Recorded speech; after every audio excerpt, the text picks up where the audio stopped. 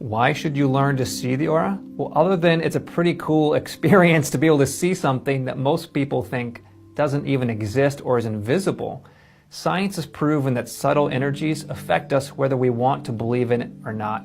Energy is everywhere. Good energy, bad energy.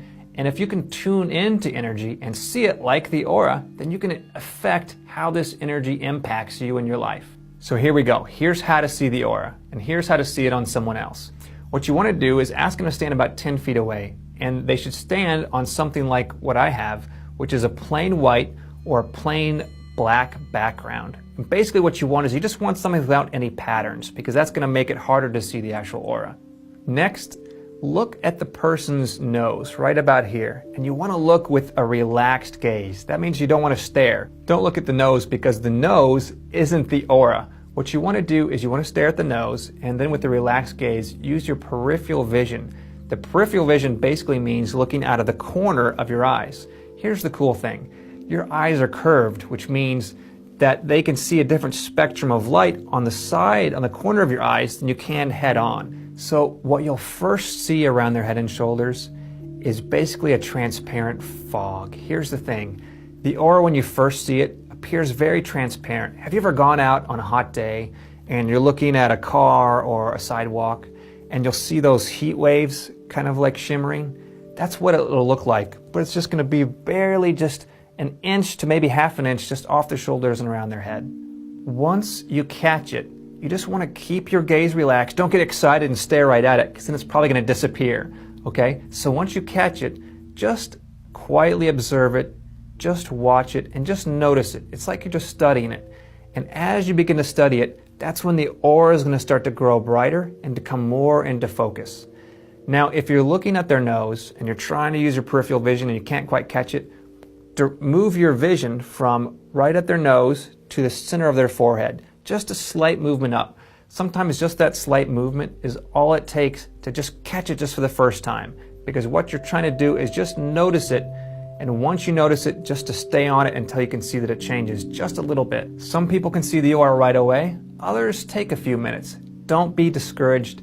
Anybody can see it. Now, this is probably something that for sure is going to happen. At some point, you're going to be seeing the aura, you're going to be practicing with it, and you're going to blink. And when you blink, it's going to completely disappear. Don't panic. This happens to everybody. Here's the funny thing, is that your mind, your consciousness, is plugged into your brain and your body, right? Whenever you blink like that, it tells your consciousness to reset. So remember, because you're watching the aura, you're tuning into that frequency of energy. As soon as you blink, it drops you back down to where you were before. The more you practice, the less this is going to happen. But in the beginning, it is going to happen. It happens to everybody. Just practice and you'll get your way through it. Now let's say you're by yourself, and here's how to practice seeing your own aura. We're going to start with your hand. And so what you want to do is, just like with a person, you want to find a plain background, white, black, whatever. And you want to extend your hand in front of you. Now you want to soften your gaze, and actually you want to stare right at the center of your palm. Kind of like you're looking at the person's nose. So you're looking at it, but in a relaxed way. And you want to look around the edges of your hand and your fingers.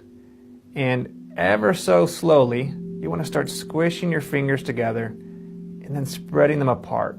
And just see if you can notice an outline around your fingers. Just squish them together and then spread them apart.